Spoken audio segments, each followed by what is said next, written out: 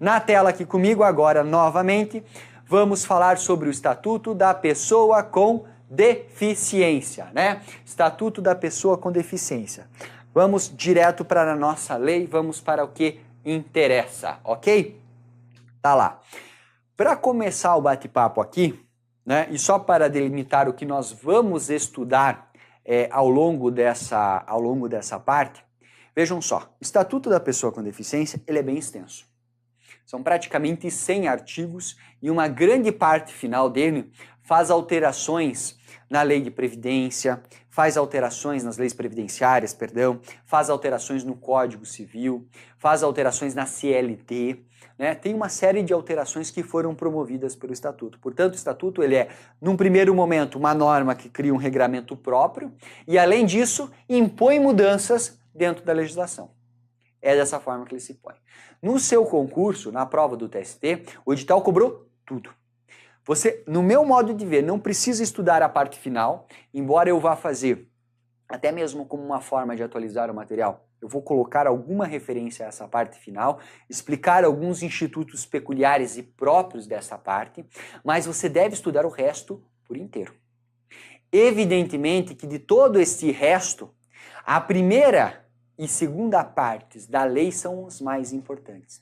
A primeira parte trata das disposições preliminares. Ali, pessoal, nós temos conceitos, ali nós temos princípios, ali nós temos algumas regras gerais de capacidade, prioridade de atendimento que não caem em prova, despencam.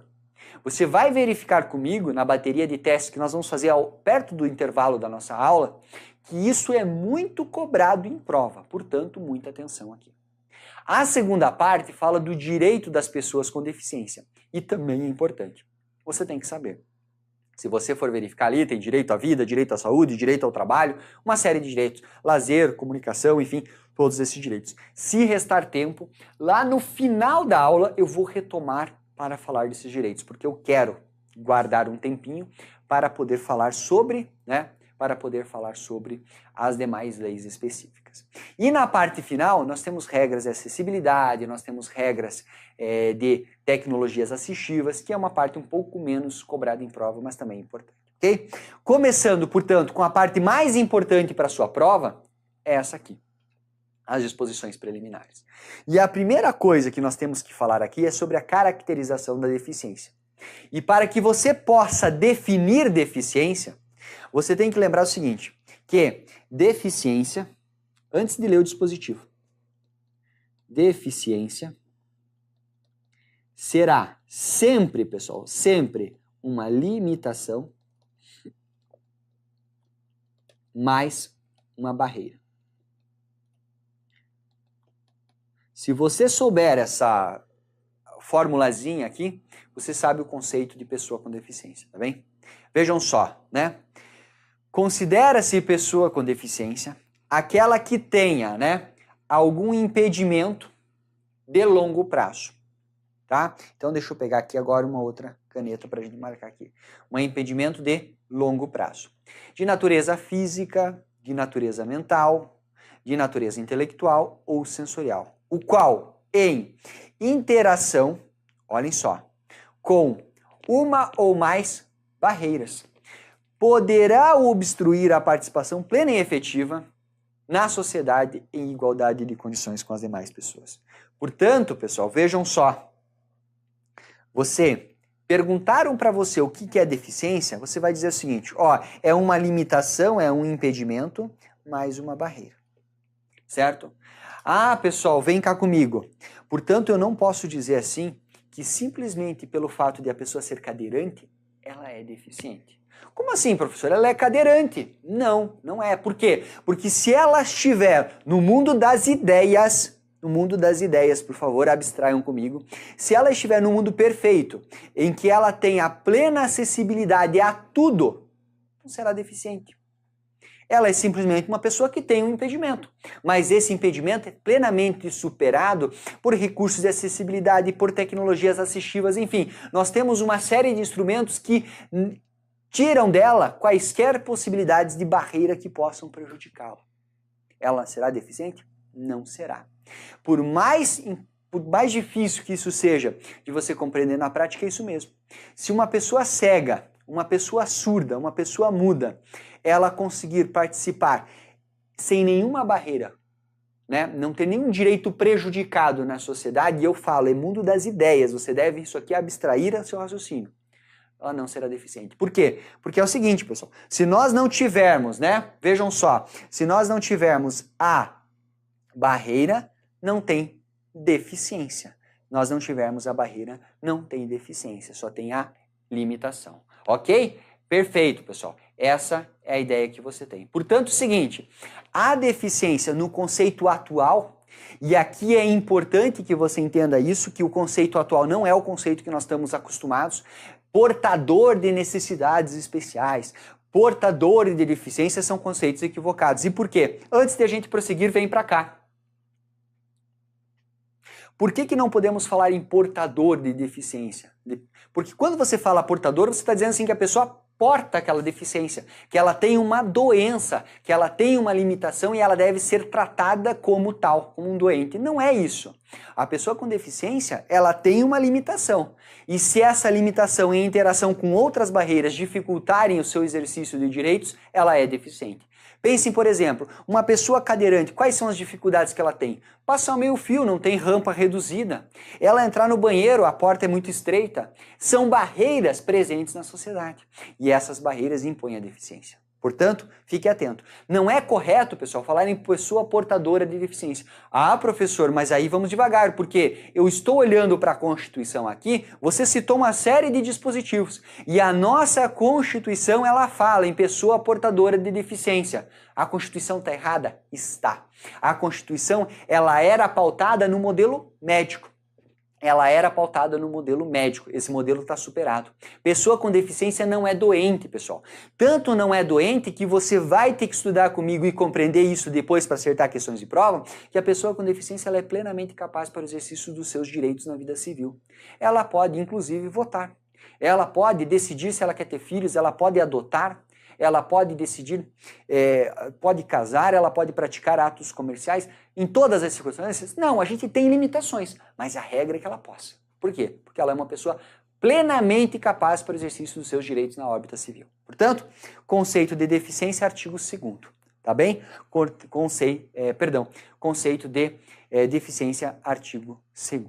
Legal, pessoal? Podemos prosseguir? Podemos prosseguir. Vamos agora falar sobre a questão da caracterização da deficiência. Da caracterização do conceito de barreira. Por quê? Porque essas barreiras, e vem comigo aqui na fórmula aqui em cima, elas podem ser de duas naturezas. Essas barreiras podem estar atreladas ao sujeito e elas podem estar atreladas ao meio físico. Vou colocar assim, meio físico. Vamos dar um exemplo? Claro. Vejam só, nós podemos ter a deficiência, por exemplo, na atitude das pessoas, no comportamento. Quando você, por exemplo, atua de forma discriminatória em relação a uma pessoa com deficiência, você está impondo uma barreira. Barreira não é só aquele poste no meio da rua, sem sinalização, para que o cego venha que acabe esbarrando naquele poste. Não. Aquela é uma barreira no meio físico, mas as barreiras estão tanto no meio físico como no comportamento e na atitude das pessoas, certo? Por isso que, se essas barreiras estiverem ou em uma ou outra situação, elas vão ajudar a caracterização da deficiência. Mas, vejam a lei. O que nós temos aqui, pessoal? Nós temos o seguinte, que as barreiras, de acordo com o inciso 4º, lá do nosso artigo 3º, nós temos o quê? Que é qualquer entrave, qualquer obstáculo, qualquer atitude, qualquer comportamento que limite ou que impeça a participação social da pessoa, bem como o gozo, a fruição e o exercício dos seus direitos à acessibilidade, à liberdade de movimento e de expressão e à comunicação, ao acesso, à informação, à compreensão, à circulação, entre outros. E depois tem classificações. O que eu quero que você entenda? Eu quero que você entenda o seguinte, que as barreiras, elas podem estar presentes, né? Tanto no meio físico,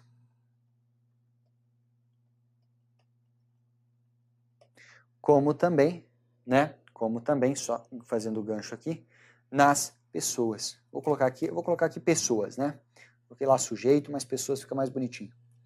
Nas pessoas, certo? Portanto, essas barreiras podem estar presentes tanto no meio físico como na atitude das pessoas. Legal? Conceito muito importante para a sua prova.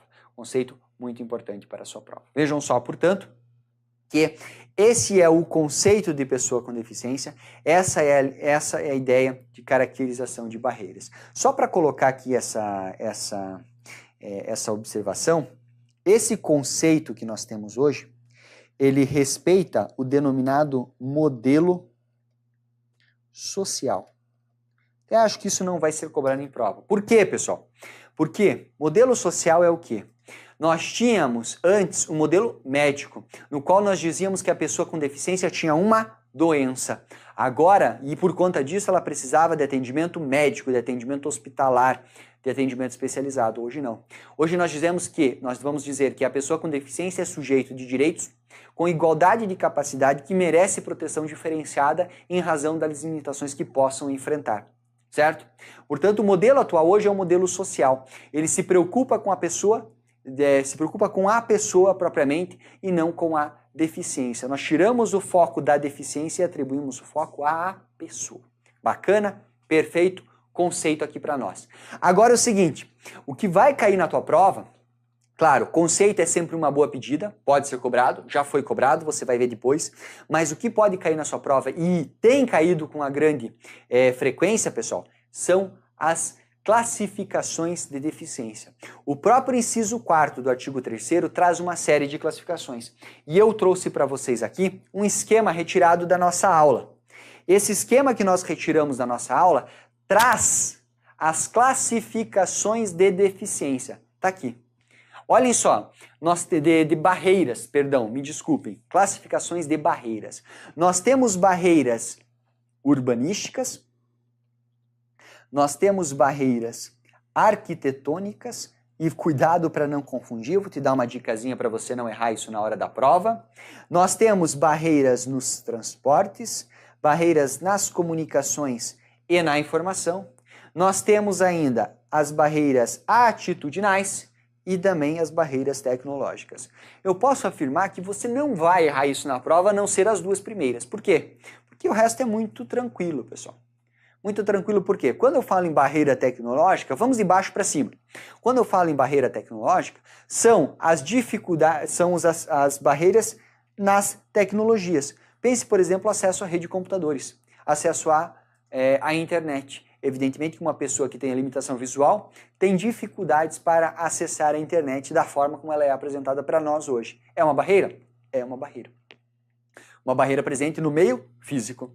Nós temos também na tela barreiras atitudinais, que são aquelas barreiras que você viu ali comigo no slide anterior, que se referem à atitude ou ao comportamento das pessoas. Está aqui, a atitude ou comportamento das pessoas, certo? São aquelas barreiras que estão nas pessoas propriamente. Temos também as barreiras, e vejam que é tudo muito tranquilo. Barreiras nas comunicações e na informação. Obstáculo, atitude ou comportamento nos sistemas de comunicação e de tecnologia da informação. Nós estamos falando aqui de barreiras que estão presentes, né, também na divulgação das informações pelas redes, comunicações, televisão, rádio, enfim, é um conceito mais amplo de barreira. Nós temos as barreiras nos transportes, pessoal, certo? Né? Nos transportes. Por exemplo, um ônibus que não tem ali o elevador, que seja um ônibus que não caiba uma pessoa com cadeira de rodas, um ônibus que tenha uma série de escadas e não seja rebaixado e dificulte o ingresso de uma pessoa que seja, por exemplo, cega, que ela tenha dificuldade de caminhar. Aí, pessoal, entra o problema.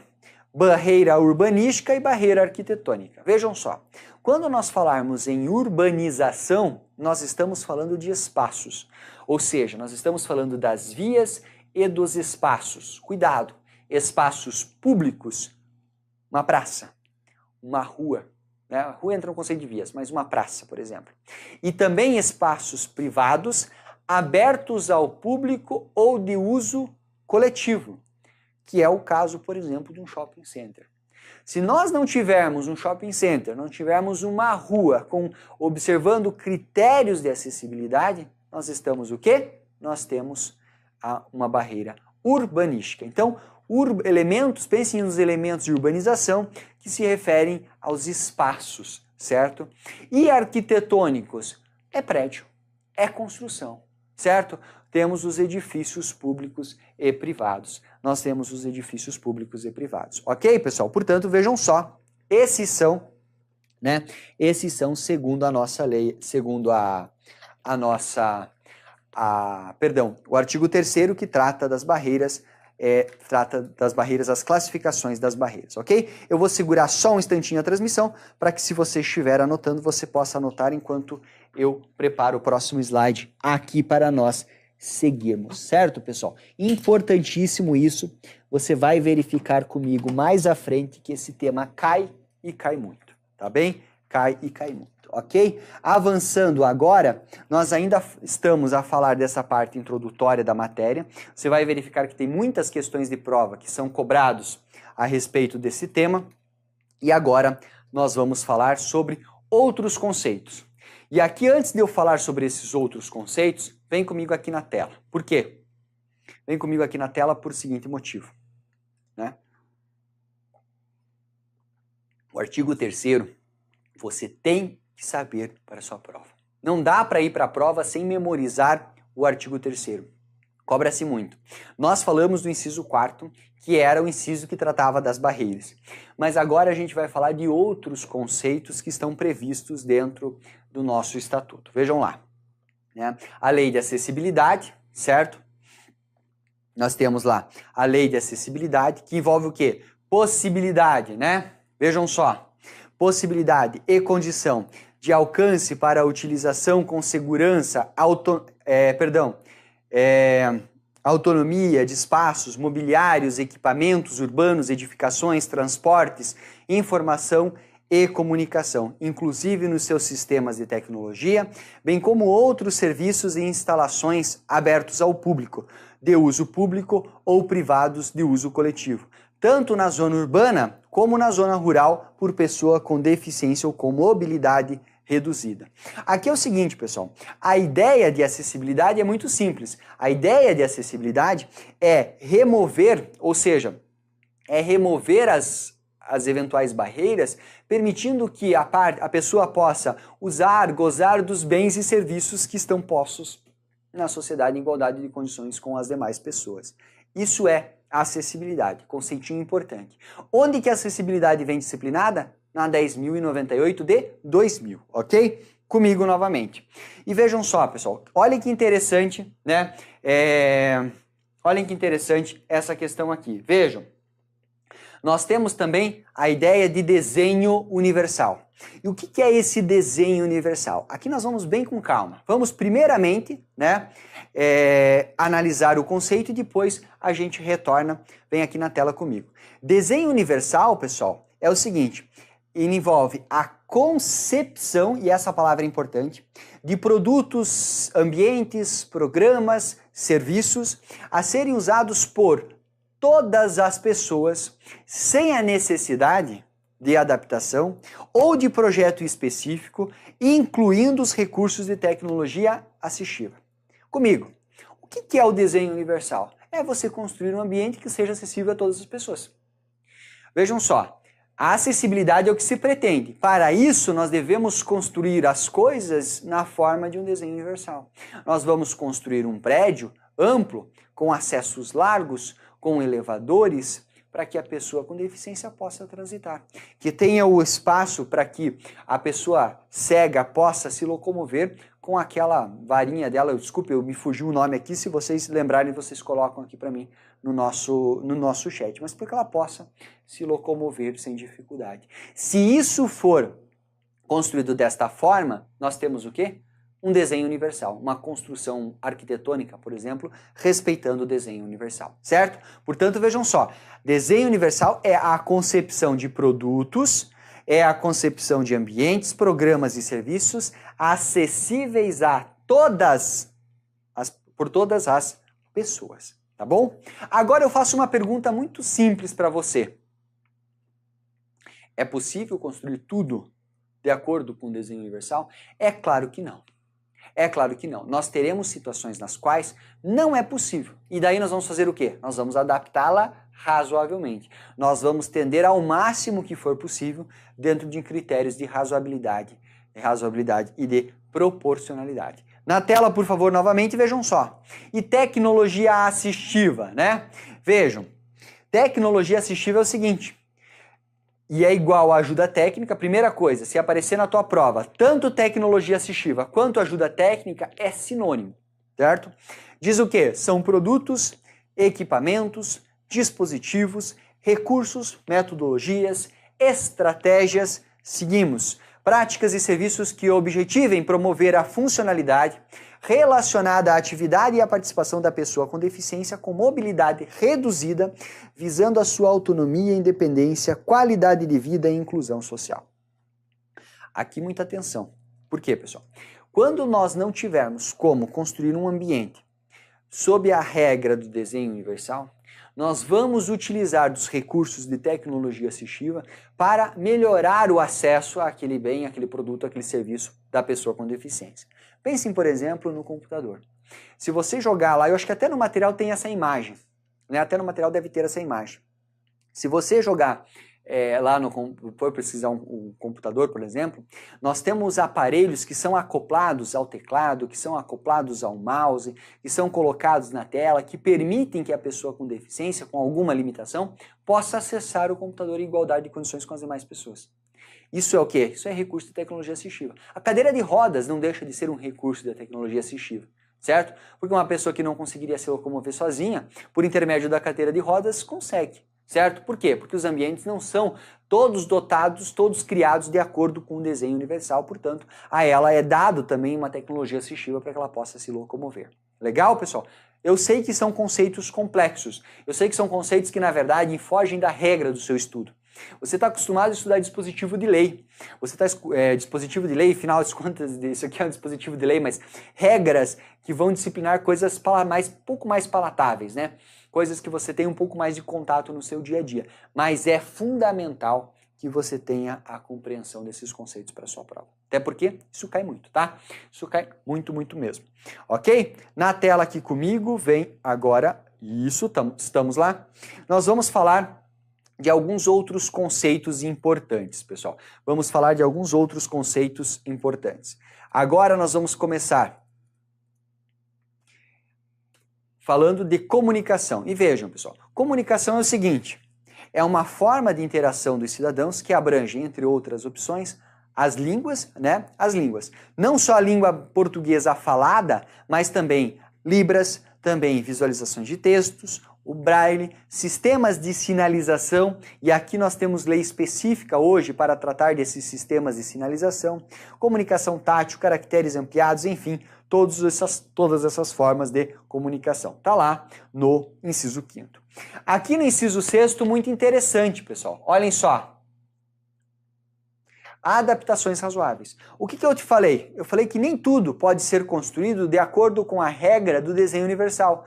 Então deem uma olhada aqui, vejam. São adaptações, modificações e ajustes necessários e adequados que acarretem ônus desproporcional e indevido, quando requeridos em cada caso, a fim de que não acarretem ônus desproporcional ou indevido, certo? Quando requeridos em cada caso, a fim de assegurar que a pessoa com deficiência possa gozar ou exercer em igualdade de condições e oportunidades com as demais pessoas, todos os direitos e todas as liberdades fundamentais. Portanto, pessoal, a ideia de adaptação do razoável é resolver de uma forma mais ou menos o que não se pôde obter por intermédio do desenho universal, certo? Vamos adaptar razoavelmente o local. A ideia de adaptação razoável é muito utilizada, pessoal, lá na lei de acessibilidade. Por quê? Porque lá nós temos a seguinte regra, que as construções novas devem ser produzidas de acordo com a lei de acessibilidade. Mas e as construções antigas? As construções antigas devem ser adaptadas para as regras de acessibilidade. Mas se não for possível, razoabilidade. Perfeito? Legal? Ótimo, pessoal. Vejam só, e por fim, tem o conceito de elementos de urbanização aqui na tela. Além desse conceito, me ocorreu aqui agora, e eu vou colocar isso aqui para vocês também, certo? Eu quero falar a respeito do conceito de pessoa com mobilidade reduzida, né? Aqui é o seguinte, pessoal. Qual que é a importância desse conceito de pessoa com mobilidade reduzida? Eu já vou abrir uma tela em branco aqui, mas vem comigo aqui antes. Qual que é a ideia? O Estatuto da Pessoa com Deficiência se aplica à pessoa com deficiência. Quem é a pessoa com deficiência? A quem tem uma limitação, professor, e ela está também em interação com uma barreira. Ótimo. Quais são os critérios que são utilizados para aferir as limitações? São os critérios que estão no parágrafo 1º do artigo 2º. Lá tem, vou dar uma lidinha aqui, ó, vejam só. São impedimentos nas funções e estrutura do corpo, são fatores socioambientais, psicológicos e pessoais, são também limitações no desempenho de atividades e restrições de participação. São esses os critérios que nós vamos utilizar para a identificação das deficiências. Isso é pessoa com deficiência. Só que, em determinadas situações, as regras do Estatuto da Pessoa com Deficiência se aplicam também à pessoa com mobilidade reduzida. Essa pessoa com mobilidade reduzida não é o cadeirante. O cadeirante é deficiente. Ele pode até estar utilizando momentaneamente a cadeira de rodas, mas é uma pessoa com mobilidade reduzida. E quem são essas pessoas? Na tela. Eu vou abrir aqui para nós, pessoal, vejam só, uma tela em branco para colocar aqui o conceito de pessoa com mobilidade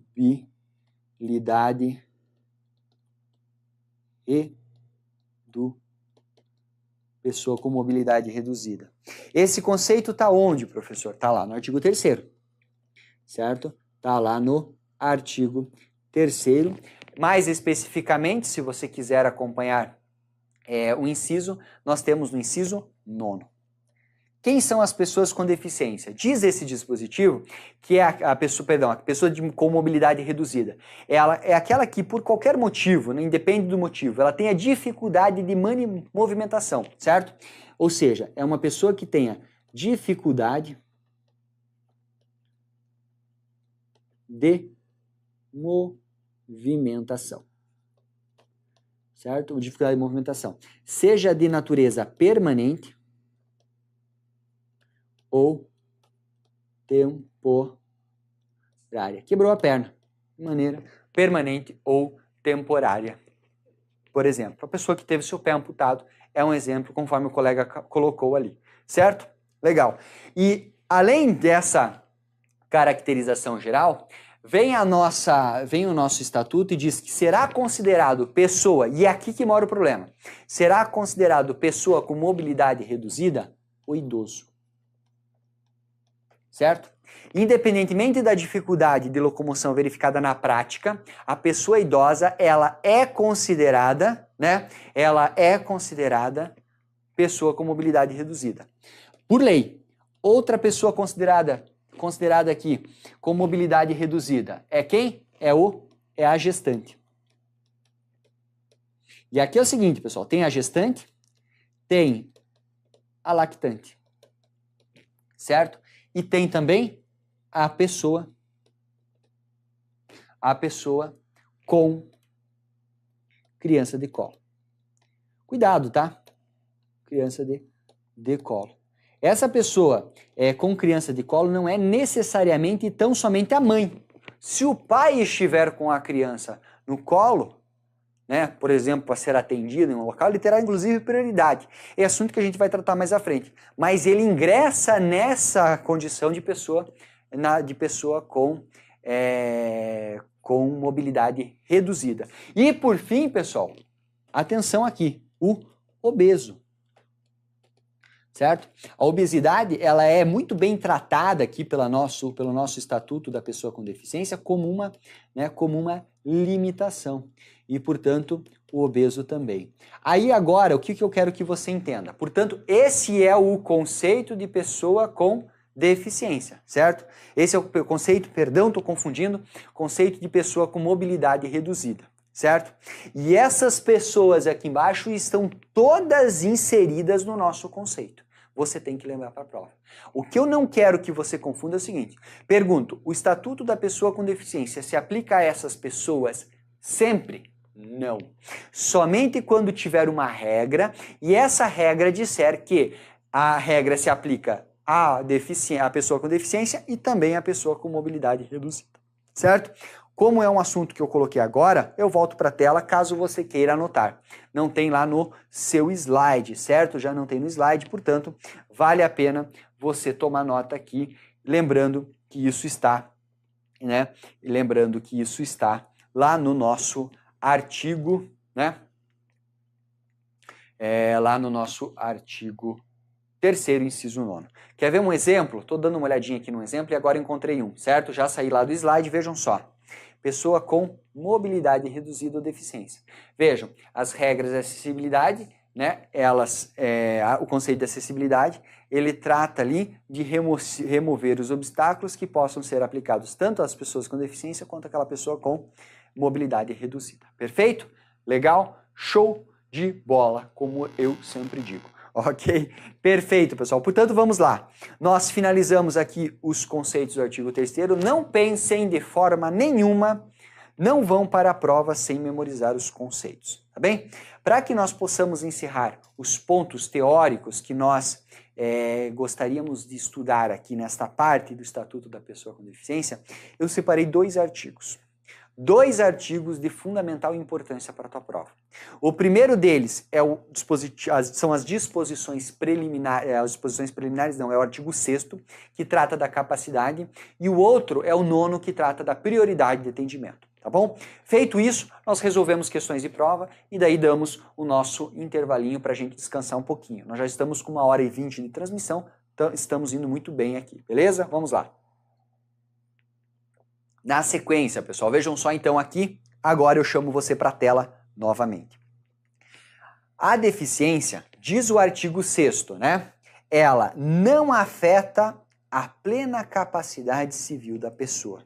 Inclusive antes de nós analisarmos o restante. O que esse dispositivo diz? Ele diz simplesmente que a pessoa com deficiência é plenamente capaz para a prática dos atos na vida civil. Pode trabalhar? Pode. Em igualdade de condições? Sim, sem qualquer discriminação e sendo assegurado o salário equitativo. Portanto, pessoa com deficiência é capaz. Se você tiver aí o Código Civil em mãos, ou se você pesquisar o Código Civil, você vai encontrar lá nos artigos 3º e 5º do Código Civil, salvo engano, as regras que tratam das incapacidades. As pessoas absolutamente incapazes e as pessoas relativamente incapazes. Se você estiver atento, você vai notar que esses 2 dispositivos, eles foram recentemente alterados por uma lei, a Lei 13.146 de 2015. Que lei é essa? A que nós estamos estudando aqui agora. É o Estatuto da Pessoa com Deficiência.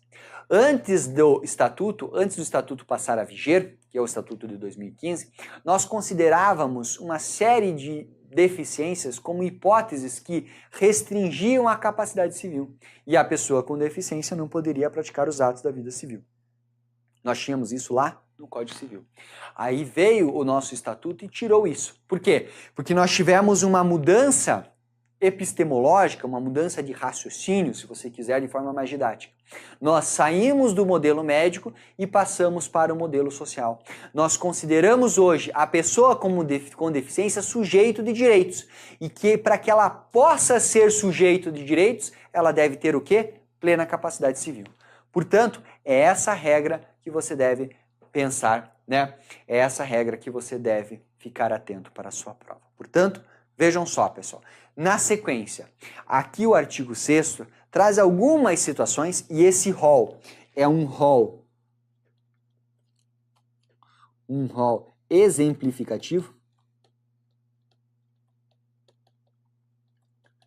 Um rol exemplificativo trata-se de um rol exemplificativo de direitos que são assegurados à pessoa com deficiência. Vejam só. Quais são eles? Casar-se e constituir união estável. Exercer direitos sexuais e direitos reprodutivos. Ou seja, a pessoa com deficiência pode ter filhos. Ela nunca vai poder ser submetida, por exemplo, a uma esterilização forçada. Certo? Tá aí. Nós temos exercer o direito de decidir sobre o número de filhos e de ter acesso às informações adequadas sobre reprodução e planejamento familiar.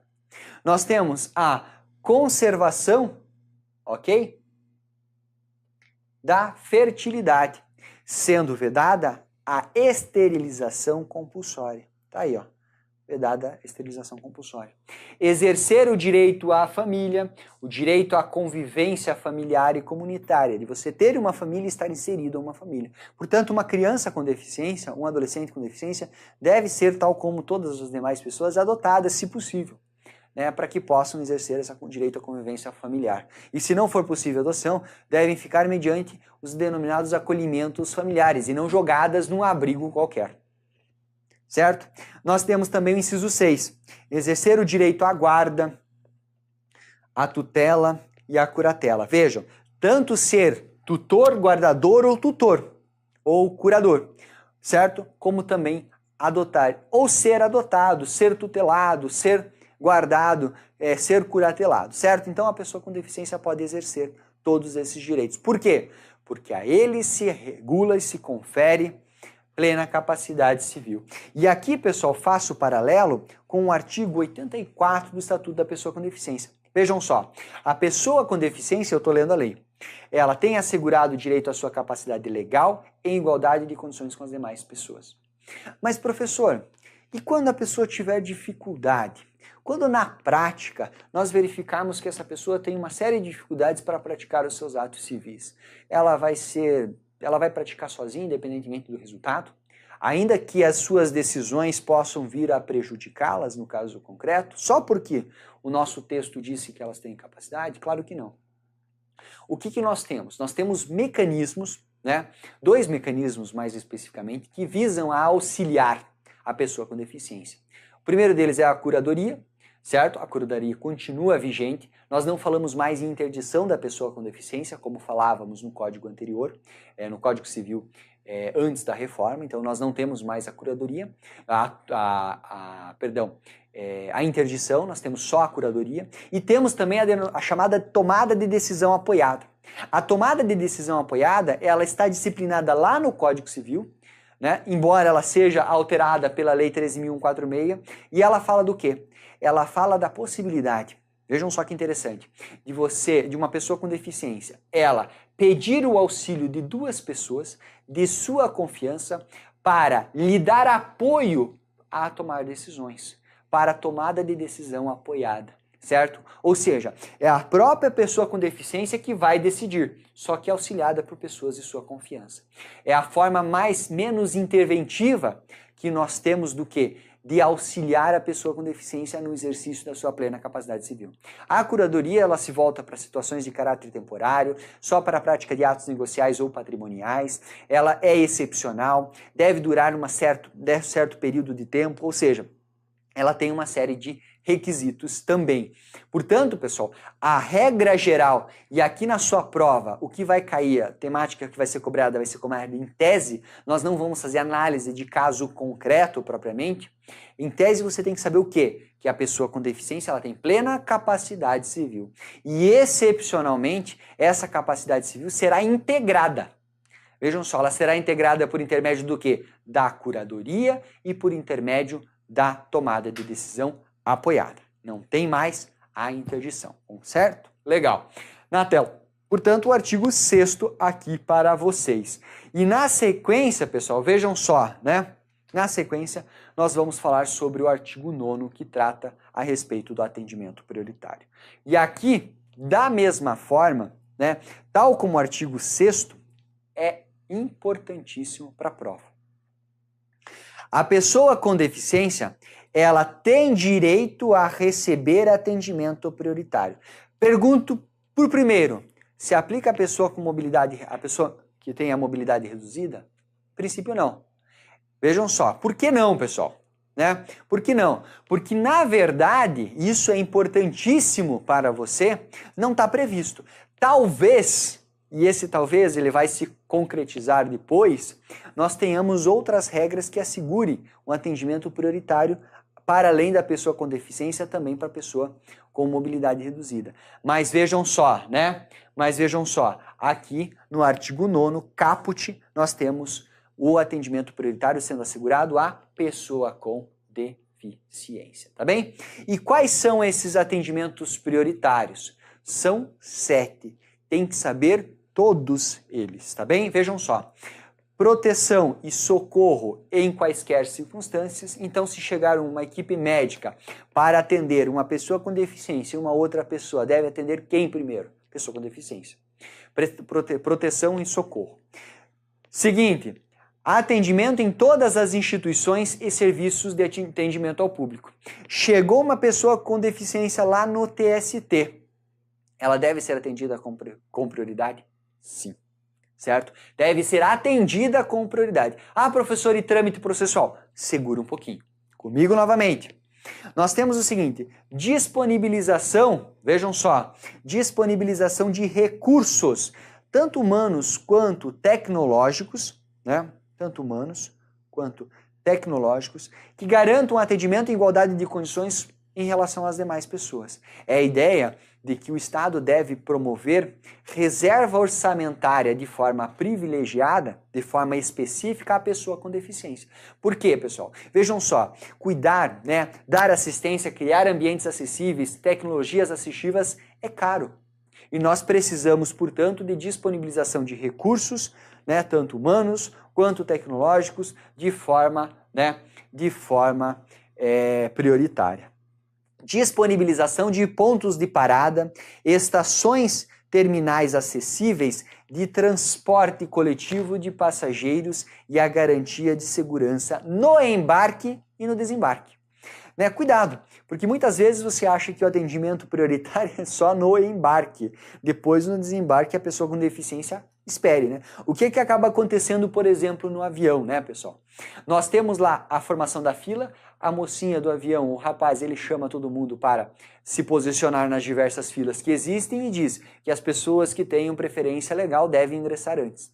Na hora de desembarcar, se observar dessa norma, o que nós deveríamos ter? Nós vamos dizer o seguinte, ó, todos permaneçam sentados, a não ser as pessoas com deficiência que podem se dirigir à saída. No mundo ideal seria isso. Na prática, você sabe, o avião mal decolou, tá todo mundo de pé na porta esperando para sair. E o resultado disso é que a pessoa com deficiência, ela fica lá esperando para que ela saia só ao final, né? Realidade que nós temos aqui. Portanto, a prioridade seria tanto para o embarque quanto para o desembarque. No inciso 5, acesso às informações e disponibilização de recursos de comunicação acessíveis, certo? Na sequência, recebimento, né, de restituição do imposto, recebimento de restituição do imposto de renda. Vejam só, eu falei em isenção? Não. Eu falei em Opa, não é essa cor de caneta, né? Eu falei em restituição, certo? A pessoa com deficiência, pessoal, vejam só, né?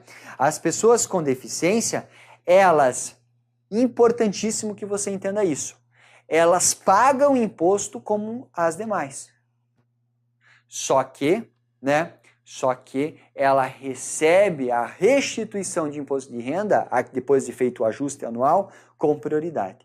E por fim, olha o trâmite processual aqui.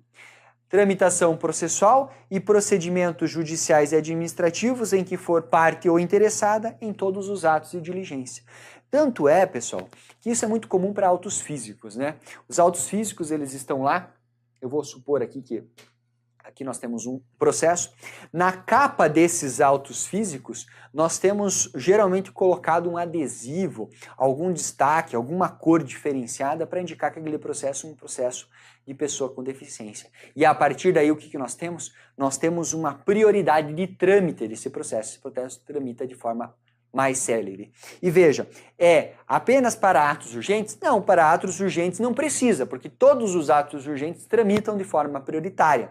Mas os atos e diligências das pessoas dos processos que dizem respeito à pessoa com deficiência, eles possuem prioridade para todos os atos, certo? Devem ser atendidos com prioridade. Portanto, tem uma prioridade de atendimento lá no TST e também uma prioridade de trâmite. Hoje, pelo processo judicial eletrônico, PJE, nós temos o quê? Nós vamos ter lá uma marcação no sistema, né? Uma marcação no sistema de forma que a hora que você abrir o seu computador, você logou no sistema, aparece a sua árvore de trabalho, ou seja, o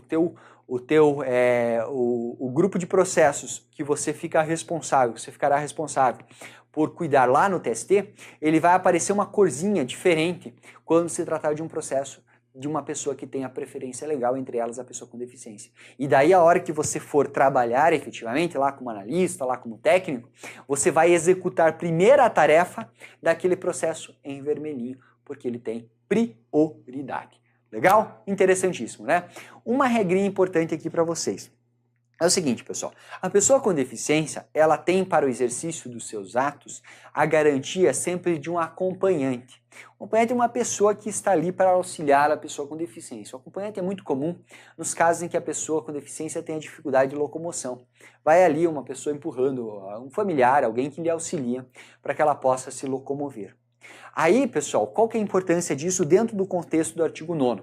A importância disso dentro aqui do contexto do artigo 9º é a seguinte: esses atendimentos prioritários, eles são destinados à pessoa com deficiência e também ao acompanhante, certo? Ou seja, imaginem só, por exemplo, se você não concedesse o acesso, né, o ingresso dentro de um transporte coletivo à pessoa com deficiência, mas concedesse a pessoa com deficiência, que nós vimos aqui, e não concedesse o acompanhante. Como que a pessoa ia entrar se esse acompanhante está junto da pessoa com deficiência? Portanto, a lei diz o seguinte, ela foi sensível a esse ponto e disse que essas hipóteses dos incisos aqui do artigo 9º, elas se estendem também ao acompanhante da pessoa com deficiência. Atenção, apenas duas delas que não. E é isso que vai ser cobrado na tua prova. Quais seriam essas duas hipóteses que não se estendem ao acompanhante? Na tela aqui comigo. Essas aqui, ó. A prioridade para a restituição do imposto de renda não se aplica ao acompanhante e para recebimento do imposto de renda e a tramitação processual prioritária. Essas duas hipóteses aqui embaixo se aplicam só ao deficiente, tá?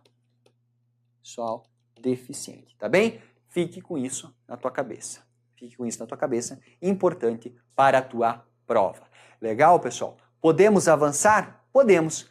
Vamos ver como que a matéria vai ser cobrada na tua prova?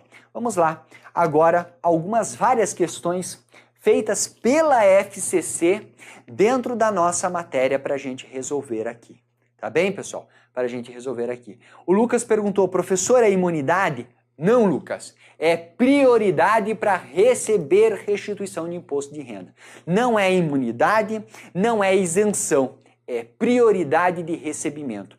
Você faz a sua declaração de imposto de renda em relação aos rendimentos tributáveis ganhos que você ganhou em 2016, você faz a restituição do imposto de renda agora. Depois, nós temos um período, se eventualmente você recolheu na fonte mais do que você deve pagar ao leão, nós temos ali a restituição do imposto de renda. Essa restituição vai para uma fila cronológica. Camarada que apresenta a declaração de imposto de renda antes, recebe antes. Quem apresenta depois, recebe depois. A não ser que seja a pessoa com deficiência, porque a pessoa com deficiência entra no primeiro lote. Tanto é que, quando nós começamos a ter a divulgação dos lotes de restituição de imposto de renda, o primeiro e segundo lote do ano sempre são voltados para restituir valores das pessoas com deficiência. Combinados? Legal. Agora quero ver todos comigo respondendo as questões de prova na tela, por favor. Vamos lá. Temos ali a concepção de produtos, a concepção de ambientes, né? Programas e serviços a serem usados por todas as pessoas sem necessidade de adaptação ou de projeto específico, incluindo os recursos de tecnologia assistiva, denomina-se do quê? De comunicação, adaptação razoável, ajuda técnica, elementos de urbanização, desenho universal ou elementos de urbanização ou desenho universal. Tá aí, desenho universal. Conceitinho rápido, objetivo, que está no artigo 3º, inciso 2. Eu quero que você preste atenção quantas vezes eu vou fazer referência ao artigo 3º nessa bateria, tá? Você vai perceber que isso cai. Não cai, despenca, tá bem? Vamos avançar, pessoal, né? Vamos avançar. Na sequência aqui, vejam só uma questão agora, né? Veja uma questão agora, também cobrada na prova do TRE São Paulo para o cargo de analista judiciário da área judiciária. Daí ele faz, considere e traz 4 itens e depois ele fala o seguinte, no que concerne as características do atendente pessoal. E aqui é o seguinte, já que nós estamos falando deste atendente pessoal, e eu não tratei dele lá porque eu gostaria de falar dele aqui. Quem que é esse atendente pessoal? Esse atendente pessoal, ele vem conceituado, notem, no artigo 3º, de novo. No artigo 3º, inciso 12 do Estatuto. E quem é o atendente pessoal? Vejam, é uma pessoa, membro da família ou não, ou seja, uma pessoa de confiança, que ainda que não seja membro da família, né, com ou sem remuneração. Pode ser uma pessoa que ajude a pessoa com deficiência de forma espontânea, algum familiar, alguma pessoa querida, ou seja paga para auxiliar a pessoa com deficiência, certo? Então, atendente pessoal, membro da família ou não, com ou sem remuneração. E o que ele faz? O que essa pessoa faz? Ela presta assistência.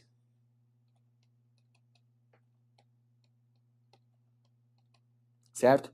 Ela presta assistência à pessoa com deficiência para exercer as suas atividades diárias. E aqui, atenção, estão excluídos deste conceito, porque são profissões específicas, estão excluídos deste conceito algumas pessoas. Quais são elas? Vamos colocar aqui. Não podem ser colocadas aqui as técnicas, né? Técnicas ou procedimentos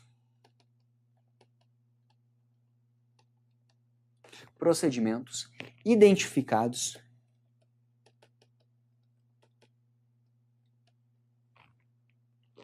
com, na verdade, importante aqui, profissões regulamentadas.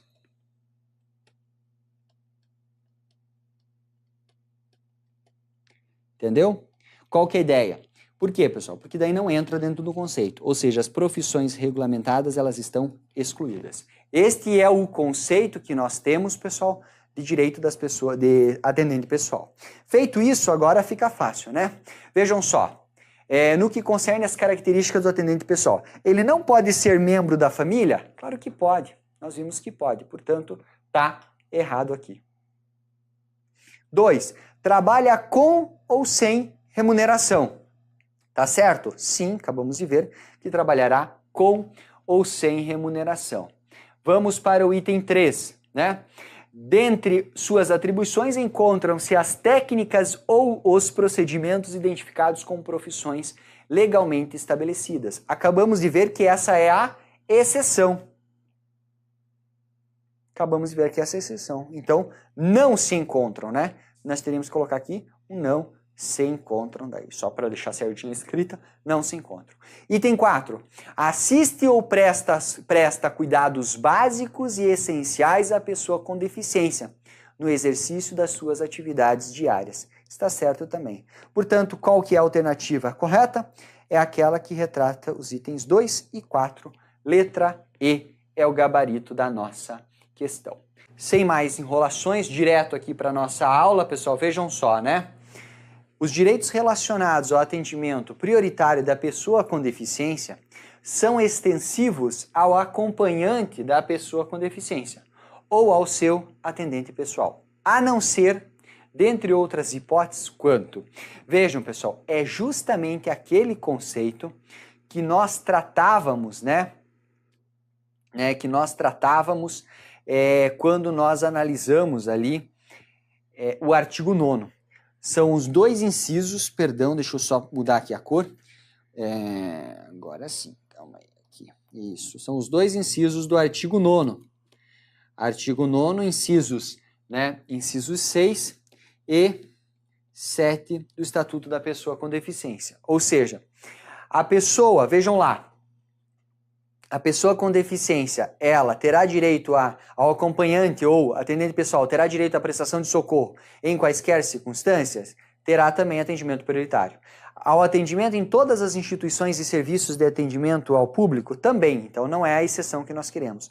Ao recebimento da restituição de imposto de renda. Tá aí, é o inciso, é o inciso 6 da nossa lei. Portanto, o gabarito está na letra C, ok? Na sequência, a disponibilidade, a disponibilização de pontos de parada, estações e terminais acessíveis de transporte coletivo e de passageiros, garantida a segurança no embarque e no desembarque, ok? E acesso às informações e disponibilização de recursos de comunicação acessíveis. Notem, pessoal, que ela não falou, Vejam só, notem que ela não falou, Ela não falou da outra hipótese que envolve aqui o trâmite prioritário de processo, mas não importa, falou de uma delas, tá valendo, tá certo, ok? Avançando, pessoal, vejam só. Os produtos que objetivam promover a funcionalidade relacionada à atividade e à participação da pessoa com deficiência ou com mobilidade reduzida, visando a sua autonomia, independência, qualidade de vida e inclusão social, corresponde ao quê, pessoal?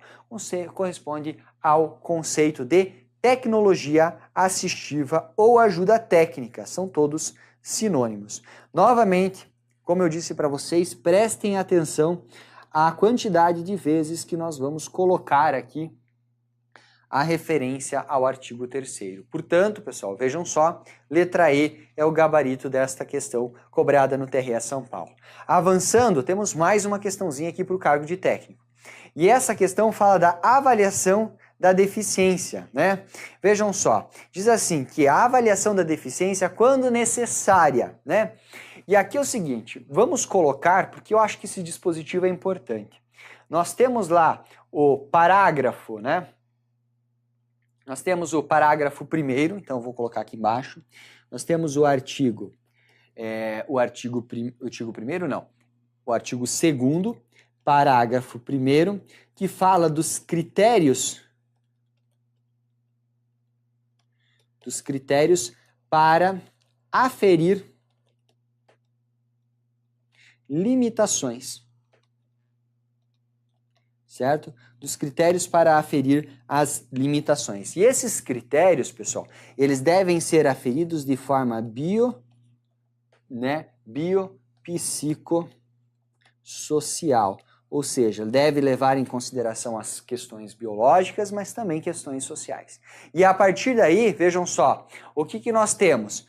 Nós temos lá a ideia de impedimentos nas funções e estruturas do corpo. É um critério biológico. Estruturas do corpo. Nós vamos considerar também, fatores socioambientais,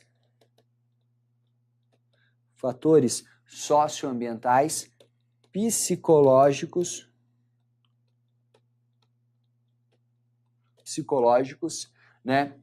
ou pessoais. Nós vamos considerar também limitações.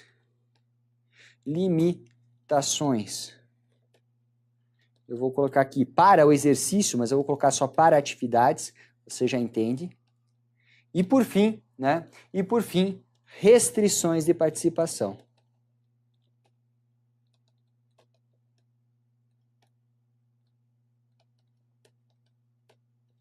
Restrições de participação. São os critérios que são utilizados para que nós tenhamos, certo? Para que nós tenhamos a aferição das limitações. E aí agora você veja, olha só, não será, letra A, não será considerada fatores socioambientais. né, na avaliação? Claro que não. Nós vimos aqui que são levados sim em consideração os fatores socioambientais. Está aqui. Terá seus instrumentos criados pelo poder legislativo. Não, pessoal. Vejam, o poder legislativo, por intermédio da lei 13.146, que nós estamos 13.145, 46, perdão, de 2015 que nós estamos estudando, ela estabelece os critérios. Quem criará os instrumentos para avaliação é o próprio Poder Executivo na execução das suas funções, os próprios órgãos administrativos. Portanto, a letra B está fora. Letra C, não considera fatores pessoais, pelo contrário, está aqui, ó, considera fatores pessoais. Além disso, será excepcionalmente realizada por equipe multiprofissional. Pelo contrário, será realizada por equipe multiprofissional, certo? Então a letra D está errada. E depois será biopsicossocial, que é o que nós temos lá no parágrafo primeiro, antes de analisar cada um dos incisos. Portanto, letra E é a correta e gabarito da nossa questão. Perfeito? Legal? É isso que você tem que ficar atento aqui para a sua prova. Legal. Avançando. Questão para analista. Né? O profissional de apoio escolar do estudante com deficiência, desde que excluídas as técnicas ou os procedimentos identificados com profissões legalmente estabelecidas, atua apenas em instituições públicas? Certo? Não. Não está certo. Não pode atuar em todas as áreas escolares, como, por exemplo, na área de alimentação? Pode atuar, sim, em todas as áreas escolares. Atua apenas no ensino fundamental? Também não, pessoal. Também não. Você tem lá o fundamento, eu não vou tratar aqui agora para que a gente não se estenda, não se alongue demais, mas, pasmem, novamente, o fundamento está lá nos incisos do artigo 3º. Pode exercer, entre outras atividades, as atividades de higiene? Sim, é exatamente isso que você encontra lá no artigo 3º, inciso 13. E, por fim, atua a partir do ensino médio, ou seja, destina-se aos jovens a partir dos 10 anos de idade. Totalmente errada. Portanto, letra D é o gabarito da questão. E aí é o seguinte, vou perguntar para você, até para você me ver na tela aqui. Precisa estudar o artigo 3º? Tem que decorar, tem que saber todas as hipóteses do artigo 3º, tá bem? Portanto, letra D é o gabarito da questão. Na sequência, pessoal, vejam só. A legislação mais moderna se refere à pessoa que tem impedimento de longo prazo, de natureza física, mental, intelectual ou sensorial, o qual em interação,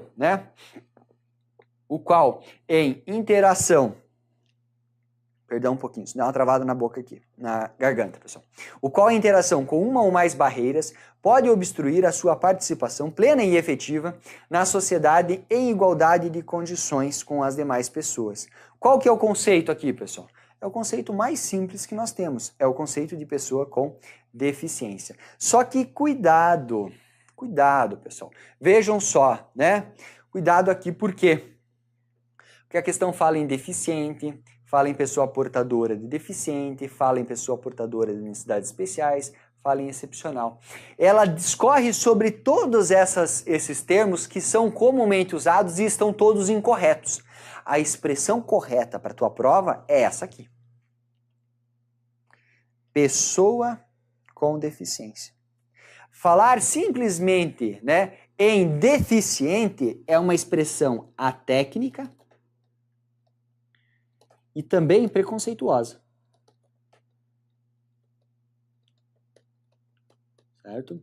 Gera preconceito. Legal? Pessoa portadora de deficiência, ela se reporta ao modelo médico, do qual nós já falamos. Da mesma forma, portadora de necessidades especiais também se reporta ao modelo médico também superado, certo? E quando fala em excepcional, o que nós temos? Quando fala em excepcional, nós temos um termo totalmente preconceituoso.